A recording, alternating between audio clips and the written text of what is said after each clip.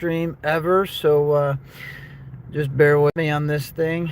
I'm super excited. We finally got the 50 subscribers we needed to go live. Not sure that I'm going to be able to read any chats if anyone does get on here and watch this live. Um, but if you do, I'll be able to read them later, and hopefully you guys will still talk amongst yourselves if there's multiple people that get on here to watch. But hey, I'm excited for this. I've been waiting for this for a while, and I do appreciate you watching, whether you watch it live um, or not. I'm not exactly in the most ideal place right now to be filming, so if there's background noise, I apologize. But yeah, we got some football tonight. It's been great this week so far, or last week, however you want to look at it, for this football week. Um, so far, every team that I said was going to win has won, except for um, the Jacksonville Jaguars lost. I was expecting them to win, and they let me down. I was kind of rooting for them, but not a big deal. Yeah, but so other than that, I've been pretty spot on so far. But I was looking, and the teams that I was picking, all of them had the best match or the best records anyways, I'm pretty sure. So it wasn't too hard. It's just, looking at the teams that I thought were better, and those so far have been those teams, except I did think Jacksonville was going to beat Buffalo, and I'm not super thrilled that the Broncos are now going to be playing uh, the Bills and Josh Allen, but it is what it is. I'm not sure if it's better or worse, because Jacksonville already beat Denver, but they did have some play time with them to see how they operate. But anyways, yeah, we move on, and now we are talking about the Houston game at Pittsburgh. So we got Houston at Pittsburgh. Nico Collins is the highest salaried player on the slate, and I think it makes sense as to why. But the matchups are pretty much the same as CJ Stroud, pretty much identical, and their average fantasy points per game. But Nico Collins averaging 15.7 fantasy points a game. The Steelers are 27th against the wide receiver position. They are 29th in pass yards allowed, giving up 243.9 pass yards each game on average. And I think Nico Collins is in line for a good game. I really do. I feel like he hasn't averaged as much as I would like him to this year, but he's still, I think, going to be probably the highest scorer in this game. Unless the only reason I feel like he or CJ Stroud won't be the highest scorers in this game is if a defense, mainly I think the Texans defense, could outscore them, believe it or not, or maybe perhaps a kicker. So, but I'm going to be playing Nico Collins as my captain, most likely. And then I got CJ Stroud, who I definitely could also see you playing at captain, averaging the same 15.7 per game. Literally, the Steelers are 27th against the quarterback position. And as we said, 29th in pass yards allowed. So I'm going to be playing CJ Stroud. And I'm just going to tell you right now, most of the players that I'm playing are going to be the Texans. And the only reason I'm going to play a Steeler is because I have to in a showdown slate. I can't not play one. But it's not going to be Aaron Rodgers. Houston's 4th against the quarterback. They're 6th in pass yards allowed per game. I don't like that. I don't like that spot for Aaron Rodgers. I don't like DJ Metcalf's spot here. I'm sorry, DK Metcalf. The Texans are 3rd against the wide receiver, and they're 4th against the rush. So 4th against the rush, 9th against the running back position. So Jaylen Warren, I could see getting some points. I don't think he's going to get a lot of points.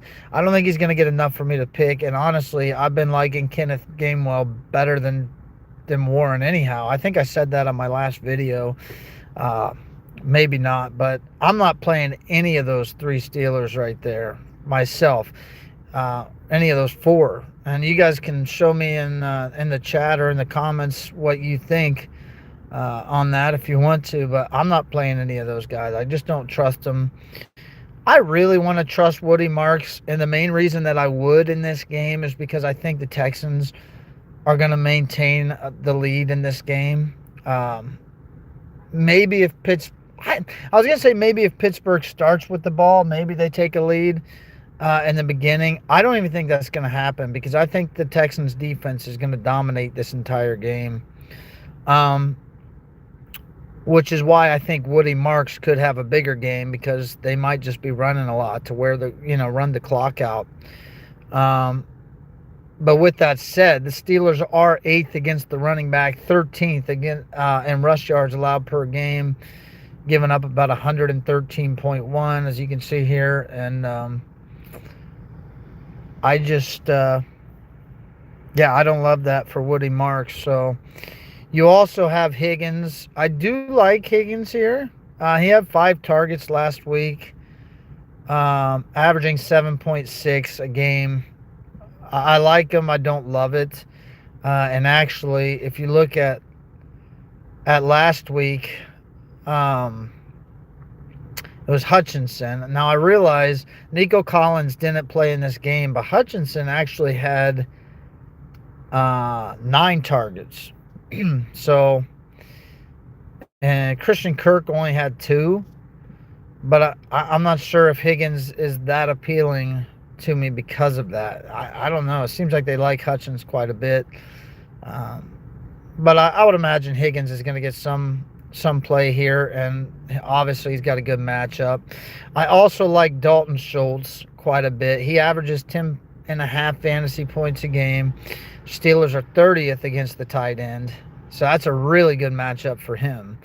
I don't feel like they've used him as much as they could. I mean, I just think he's a pretty top tight end in the league right now, and I think they could use him more than they have, I guess is what I'm saying. But I am going to throw him in my lineup. I'm going to put him in there, and then I'm going to scroll down. I could see why you would play Boswell, except Houston's first against the kicker, and Boswell only averages 8.9 fantasy points a game. Some of the top kickers in the league are getting more than that. But I'll say this: I am going to play Fairbairn. Fairbairn had 26 fantasy points last week. I looked at that and I don't even know what to say. That's to me that's incredible from a kicker. Literally 6 field goals it's showing here, and I think he had 2 extra point attempts. Well, he made them, so it wasn't even just attempts. He made those. I'm going with Fairbairn here. I'm going to draft him just to show you the tight ends for the Steelers. They have so many of them. I'm not even sure who you would pick, but the Texans are 13th against the tight end. So I feel like if they're going to move the ball in the air, I think they are going to use these tight ends. That's kind of my own personal thoughts. I just don't know which one. If I'm being honest, I think I like Jonnu Smith the best. But they got Cam Hayward involved now. I'm really not sure where to go with that. Nick Chubb is cheap. If you want a cheap running back, you got Nick Chubb sitting down there at $3,000 salary, but he averages 5.9 a game. I don't really think I want to play the running backs today. Steelers defense, Houston's 10th against the defense. The Steelers average about 7.6 a game. I like Mike Tomlin, and I've always thought the Steelers tend to have a pretty decent, or at least pretty solid defense. So I could see why you would play them. I don't believe that I'm going to play them. what I am going to do is I'm going to play the Houston Texans. They are averaging 9.6 fantasy points a game. It is a playoff game against a quarterback who can run. He did run some last week even, but it's not the same as when he was younger. And I don't know that he was ever like super incredible at running, but I don't remember him being. He might have been, I guess, but yeah, I don't think he's going to be running too much on the Texans tonight. I guess that's what I'm saying. So I'm going to go with the Texans defense, assuming that they could get some sacks. They have 47 sacks on the year, 19 interceptions. I think they could get some sacks in this game. I think they could get an interception or two in this game. I'm going to throw them in my lineup. And then the problem that I had here, excuse me, is that I was literally running into, I have 8,100 remaining salary, and that gives me enough to play Higgins. I don't think I want to play Higgins here. Or you know what? I can't play Higgins here anyways, now that I'm rethinking this, because I have to play a Steeler. And that could give you any one of these tight ends. That could give you Boswell. And I was seriously thinking and considering Boswell. But I'll tell you what. I like Marquez Valdez-Scantling. He got 7 targets last week. He had 9 in week 17. I could see him having 8 targets this week, and I don't see why not. I think he's been in the league long enough on a lot of teams. I think he could be a deep threat, and I'm going to throw him in there as my last player, leaving me with 4,900 remaining salary, and I don't even care because I think that this is I think this honestly is going to be the top scoring people. I really do. I mean, I'm not saying I've got the order correct. Maybe CJ Stroud on top. I'd imagine there's players that could outscore Scantling, but I could also see him actually having a really big game here, except for Houston's third against that wide receiver. But he's not Metcalf. He's not Calvin Austin. So I think that's going to open up some passes and some room for him to get passes. So anyways, guys, I'm going to end this video. I didn't want it to go too long, but I really appreciate you watching, tuning in. I'm super thrilled that I'm finally doing a live stream for you guys. Again, if I can't read your chats, I apologize. It does say that someone's on here watching right now, so to you, whoever you are, I appreciate you watching this, and I hope that you have a good game tonight and good rest of your playoffs. And I will talk to you guys later for the next one. Thanks, guys. Have a good one.